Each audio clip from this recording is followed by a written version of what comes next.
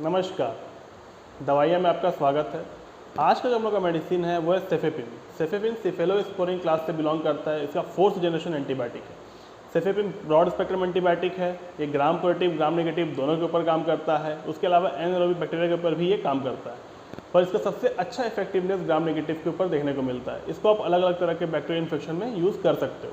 अगर इसके काम करने की बात करें तो सेफेपिन बैक्टीरिया के सेल वॉल पे पेनिसिलिन बाइंडिंग प्रोटीन होता है, ये उसके ऊपर जाकर बाइंड करता है। जब उसके ऊपर बाइंड करता है तो ट्रांसपेप्टाइडेशन का फाइनल स्टेप इनहिबिट हो जाता है, क्योंकि पेनिसिलिन बाइंडिंग प्रोटीन अपना काम नहीं कर पाता। जब फाइनल स्टेप ट्रांसपेप्टाइडेशन का इनहिबिट होता है तो पेप्टाइडोग्लाइकोन का क्रॉस लिंकेज नहीं हो पाता है। पेप्टाइडोग्लाइकोन का क्रॉस लिंकेज नहीं होता तो बैक्टीरिया का सेल वॉल रिपेयर नहीं होता है, नया सेल वॉल बनता नहीं है, तो सेल लाइसिस होती है और अल्टीमेटली बैक्टीरिया का डेथ हो जाता है।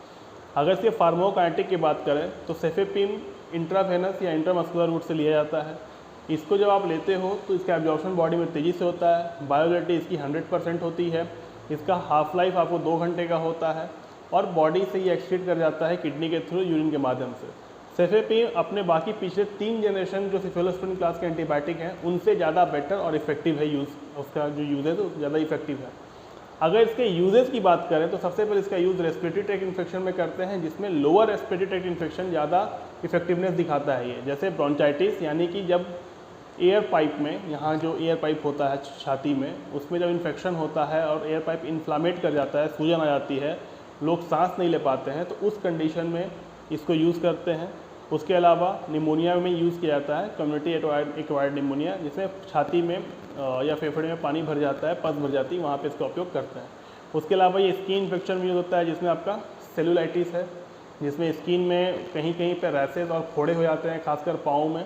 ये बैक्टीरियल इन्फेक्शन की वजह से होते हैं, फंगल की वजह से नहीं होते, वहाँ पे बहुत अच्छा इफेक्टिव है। उसके अलावा अगर किसी को घाव में बहुत ज़्यादा इन्फेक्शन है तो वहाँ पे इसका उपयोग किया जा सकता है। इसके अलावा इसका यूज़ यूरिन ट्रैक्ट इन्फेक्शन में कर सकते हैं, अलग अलग तरह के यूरिन ट्रैक्ट इन्फेक्शन में कर सकते हो आप। इसका यूज़ कॉम्प्लिकेटेड हो चाहे अनकॉम्प्लिकेटेड हो, किडनी का हो, ब्लैडर का हो या यूरिथ्रा का हो।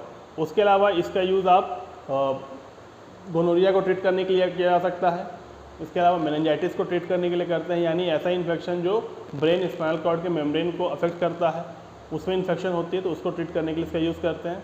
इसके अलावा इसका यूज़ सेप्टिसेमिया को ट्रीट करने के लिए भी किया जाता है, यानी कि जब ब्लड के थ्रू पूरे बॉडी में इन्फेक्शन फैल जाता है, खासकर ब्लड में इन्फेक्शन फैल जाता है, तो उस कंडीशन को ट्रीट करने के लिए इसका उपयोग करते हैं।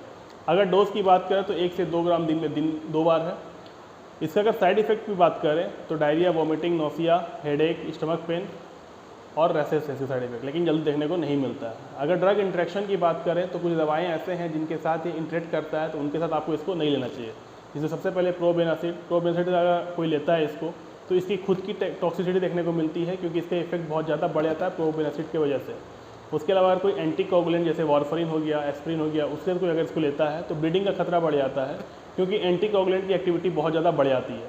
अगर कोई एंटाइसिड का इसको लेता है तो एंटाइसिड इससे बाइंड कर जाता है सेफेपिन के साथ, और सेफेपिन एब्जॉर्ब नहीं हो पाता है बॉडी में, तो उसका इफेक्ट देखने को नहीं मिलता है। अगर कोई इसको दूसरे एंटीबायोटिक के साथ लेता है तो उस एंटीबायोटिक की काम करने की क्षमता घट जाती है। अगर कोई इसको अमीनोग्लाइकोसाइड एंटीबायोटिक के साथ लेता है तो किडनी में अफेक्ट होता है, किडनी डैमेज का खतरा बढ़ जाता है।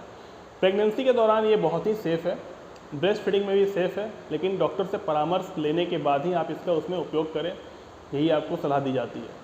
उम्मीद है कि आपको ये वीडियो पसंद आया होगा, इन्फॉर्मेटिव लगा होगा।